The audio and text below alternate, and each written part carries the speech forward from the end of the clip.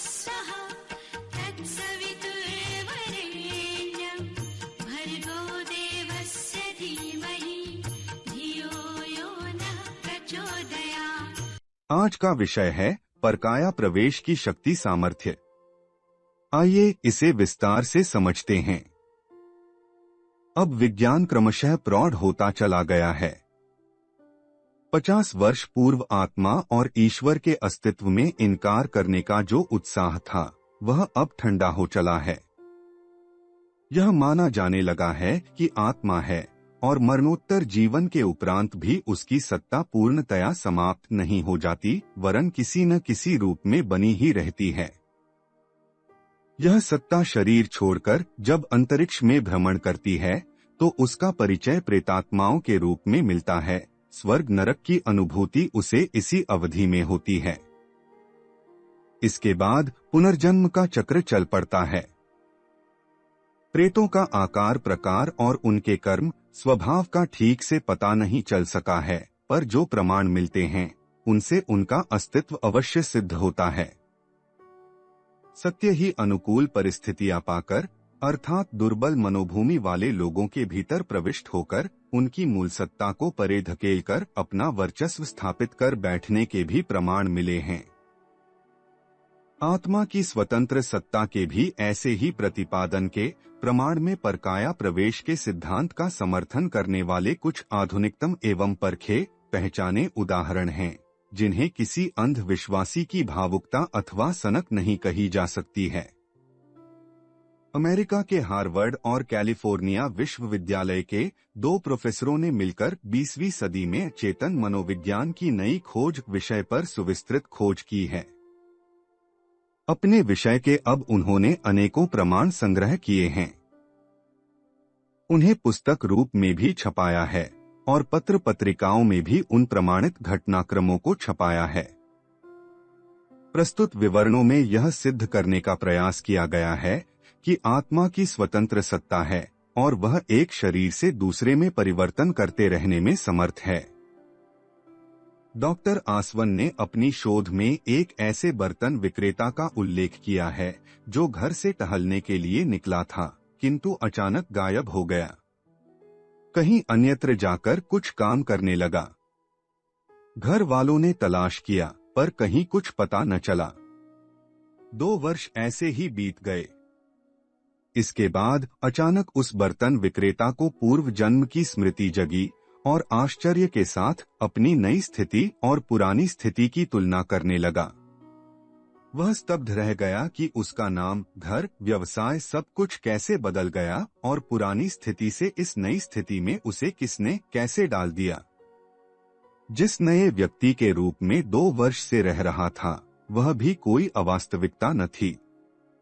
कुछ समय पूर्व वह नया आदमी भी जीवित था जिसके स्थानापन्न बनकर उसे रहना पड़ा। वह मशीनों की मरम्मत का काम करता था और घूम फिरकर अपनी रोटी कमाता था। वही कार्य उसे भी नई स्थिति में मिल गया और 2 वर्ष मजे की रोजी रोटी कमाते गुजार लिए। जिस सराय में वह ठहरता था, जिस नानबाई के यहाँ वह रोटी खाता था, उन्हीं के यहाँ उसने अपनी व्यवस्था ऐसे जमा ली मानो उन स्थानों से वह पुराना परिचित चला आता है। उन दुकानों के नए पुराने सभी कर्मचारियों के नाम और व्यवहार उसे याद थे। इसी प्रकार मरम्मत का काम जहाँ मिलता था वह भी सब कुछ उसका जाना पहचाना था। 2 वर्ष बाद मानो वह गहरी निद्रा में से उठा। अपने घर की याद आई और वापस चला गया। कुछ दिन उसे स्थानापन्न जन्म की स्मृति भी रही। पीछे वह धुंधली पड़ती चली गई और पीछे उसे उन दिनों की बातें लगभग पूरी तरह विस्मृत हो गई और पहले की तरह अपना कसेरे का धंधा करने लगा। शोधकर्ताओं ने इस घटना का बहुत गंभीरता से लिया और इस निष्कर्ष पर पहुंचे कि हो न हो यह किसी प्रबल आत्मा का एक सामान्य आत्मा को वशवर्ती करके उसके शरीर पर अपना कब्जा कर लेने की घटना है। जब उससे कब्जा छोड़ा तो पुरानी आत्मा अपनी जागृत एवं स्वतंत्र सत्ता का परिचय देने की स्थिति में आ गई। इस घटना को डॉक्टर आसवन ने अपने अनुमानित निष्कर्ष के साथ कई प्रसिद्ध समाचार पत्रों में छपाया। एक दूसरी घटना रोडस नगर निवासी एसेलवर्न की है। वह बैंक से 10,000 का चेक भुनाकर बाहर निकला और अचानक गायब हो गया। घर वाले तलाश करते रहे पर कुछ पता न चला। सोचा डाकुओं ने उसका अपहरण करके मार डाला और धन छीन लिया है, पर ऐसा हुआ नहीं। गायब होने के बाद वह सैकड़ों मील दूर एक अन्य नगर में जा पहुंचा और वहां उसने चीनी का व्यापार इस कुशलता से किया मानो वह उस व्यवसाय का माहिर रहा हो। चीनी के व्यापारी उसकी वार्ता से बहुत प्रभावित थे और उसे निष्णात अनुभवी मानने लगे। नाम भी उसका बदल गया। इस व्यापारी को एजे ब्राउन कहा जाने लगा। 2 महीने में उसने बहुत रुपया कमाया और अपने क्षेत्र में अच्छी धाक जमा ली। किंतु इसके बाद अचानक उसे याद आई कि वह तो रोडस निवासी एसेलवर्न है, यहाँ कैसे आ गया, और जिस चीनी के व्यवसाय से उसका दूर का भी वास्ता नहीं था, उसे वह क्यों करने लगा। इस अपरिचित जगह में इतनी दूर उसे कौन कैसे ले आया। इन प्रश्नों का कोई उत्तर उसके पास नहीं था। वह डर गया, तुरंत ही चीनी का व्यवसाय समेटा और वापस अपने नगर को चल दिया। इस घटना का भी लगभग वैसा ही निष्कर्ष था और यही अनुमान लगाया गया कि कोई मृत आत्मा किसी जीवित शरीर पर कब्जा करके उससे अपनी रुचि का काम करा सकती है। साइकोलॉजिकल रिव्यू पत्रिका में एक घटना डॉक्टर डामा ने प्रकाशित कराई थी। डॉक्टर की चिकित्सा में एक मूर्छित रोगी आया। वह अच्छा तो हो गया पर प्रौढ़ता खोकर 5 वर्ष के बालक जैसी मनःस्थिति में आ गया। छोटे बच्चे जिस तरह सोचते और करते हैं, उसका सारा शारीरिक मानसिक व्यवहार उसी तरह का था। वह सुशिक्षित था पर पढ़ना लिखना बिल्कुल भूल गया था। कई महीने उसकी यही स्थिति रही। इसके बाद उसे पुरानी स्थिति याद आई और पुनः प्रौढ़ता वाले व्यक्तित्व में जागृत परिवर्तित हो गया। उपरोक्त घटना से मिलती जुलती एक अन्य घटना इंग्लैंड के पादरी हाना की है। 15 अप्रैल सन 1867 में वे मोटर दुर्घटना में घायल हुए। अचेत अवस्था में अस्पताल पहुंचाए गए। होश में आए तो वे बिल्कुल छोटे बालक की तरह थे और अपना नाम, पता, व्यवसाय आदि पूरी तरह भूल चुके थे, यहाँ तक कि जो कुछ उन्होंने पढ़ा लिखा था वह भी विस्मृत हो गया। इसके बाद वे उस पुरानी यहूदी भाषा में बात करने लगे जिससे वे कभी परिचित न रहे। इस विचित्र परिवर्तन से डॉक्टर तथा दूसरे परिचित बहुत हैरान थे। आखिर उन्हें न्यूयॉर्क विशेष चिकित्सा के लिए भेजा गया। परिवर्तन धीरे धीरे हुआ। कुछ समय उनके मस्तिष्क पर बालक का कब्जा रहता। कुछ समय वे पादरी हाना के रूप में बात करते। इस तरह उलट पलट बहुत समय चली, तब कहीं वे अपने असली व्यक्तित्व में रह सकने योग्य बने। इंग्लैंड के डॉक्टर मॉर्टन प्रिंस ने मिस बोचैम्प नामक लड़की की परीक्षा करने के बाद अपना यह मत व्यक्त किया कि भूत जैसी कोई वस्तु संभव है जो गतिशील हो सकती है। इस लड़की की दशा कभी कभी बड़ी विचित्र हो जाती थी। कई बार उसे दर्द होता था और कुछ देर उसकी विचित्र स्थिति रहती, फिर वह भली सी हो जाती थी, किंतु उसके सब क्रियाकलाप बदल जाते थे। उस समय वह अपना नाम बोचैम्प न कहकर सैली बताती थी और परिवार वालों को बहुत तंग करती थी। कई ऐसे पत्र लिख देती थी जिसके विषय बोचैम्प से संबंधित होते ही नहीं थे। बाद में उस लड़की की परेशानी बढ़ जाती थी। इसके बाद जब सैली चली जाती थी तो बोचैम्प का व्यवहार फिर पूर्ववत हो जाता था। इसी प्रकार रेवरेंड एंसिल बोर्न नामक एक ईसाई प्रचारक ने एक हलवाई के यहाँ नौकरी करके एकाएक लोगों को हैरत में डाल दिया। कई संबंधी उसके पास गए और कहा, आप पादरी होकर यह काम करते हैं, चलिए अपने निवास स्थान में अपना काम करिए। तो वह बिगड़कर बोला, मेरा नाम एंसिल बोर्न नहीं, एजे ब्रोन है, तो हमेशा से नौकरी करता हूँ। कुछ दिन बाद ब्रोन फिर ईसाई प्रचारक का काम करने के लिए आ गया, पर उसने बताया कि इस बीच उसने क्या किया इसका बिल्कुल स्मरण नहीं है। क्योंकि मेरा अस्तित्व ही न जाने कहाँ खो गया था। यह तो बाद में पता चला कि एजे ब्रोन नामक एक व्यक्ति पहले किसी हलवाई की दुकान पर काम करता था, पर उसकी कुछ दिन पूर्व मृत्यु हो गई थी। पादरी महोदय उस अवधि में जो कुछ बोलते, खाते पीते रहे, वह पूर्व ब्रोन के स्वभाव से बिल्कुल मिलते जुलते थे, जिसका कि उन्हें बिल्कुल भी ज्ञान नहीं था। समझा जाता है कि इस अवधि में उनके शरीर पर उसकी प्रेतात्मा ने अधिकार कर लिया था। दोनों अवस्थाओं में वे पूर्ण स्वस्थ थे, मस्तिष्क भी ठीक था, वे एक विश्वसनीय व्यक्ति थे, तो भी इस तरह के असामान्य परिवर्तन के कारण क्या था, इसका कोई उत्तर विज्ञान देने में असमर्थ है। वह स्थूल वस्तुओं को जान सकता है, सूक्ष्म तत्वों को नहीं। कविवर गजानन मुक्तिबोध के संबंध में उनके अनेक मित्रों का और धर्म पत्नी का यह ख्याल नहीं था कि वे प्रेत बाधाओं के शिकार हो गए हैं, वरन दिल्ली के सर्वश्रेष्ठ चिकित्सक डॉक्टर विग ने भी यह स्वीकार किया कि उस पर तीव्र से तीव्र औषधियों का कोई प्रभाव ही नहीं परिलक्षित होता। यह सर्वथा समझ से परे बात है। काशी निवासी शव साधक तांत्रिक श्री अरुण कुमार शर्मा, जिन्होंने कठिन प्रेत साधनाएं सिद्ध की, तिब्बत में रहकर लामाओं से गुह्य तंत्र सीखे, श्रीलंका से बौद्ध दर्शन में एमए तथा जवासिद्धि उपलब्ध किया, श्री गजानन माधव मुक्तिबोध के संबंध में पहले ही बता दिया था कि उन पर भूत व्याधि है और सन 1664 उनके जीवन का अंतिम वर्ष है। वही हुआ भी। हमीदिया अस्पताल भोपाल में उनकी अच्छी से अच्छी चिकित्सा की गई, किंतु वे अच्छे न हुए। मरणासन्न स्थिति में वे राम राम और आई या ओमा ऐसे शब्द बोलते थे, जबकि उन्होंने जीवन में कभी उपासना न की थी। उनकी स्थिति देखने वाले सभी समीपवर्ती लोगों ने, जो अधिकांश सभी शिक्षित और प्रतिष्ठित व्यक्ति रहे हैं, यह माना कि उनकी मृत्यु प्रेत बाधा से ही हुई। उनके निधन और दाह कर्म की सूचना रेडियो से बड़े दुख के साथ दी गई थी। कोई मृतात्मा किसी जीवित व्यक्ति के शरीर में प्रवेश कर सकती है और उस पर इच्छित समय तक अधिकार बनाए रह सकती है। इसके भी कितने ही उदाहरण मिले हैं।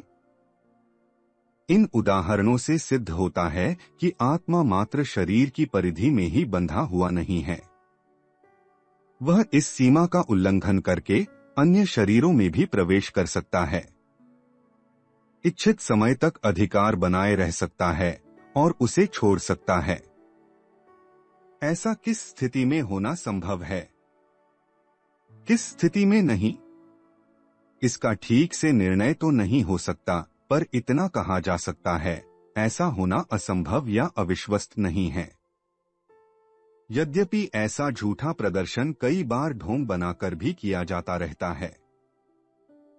The other world, journeys out of the body आदि ग्रंथों में इस प्रकार की अनेक घटनाओं का वर्णन है, जिसमें आत्माओं ने अपने शरीर को छोड़कर सूक्ष्म शरीर के सहारे बहुत कुछ देखा और बहुत कुछ किया है।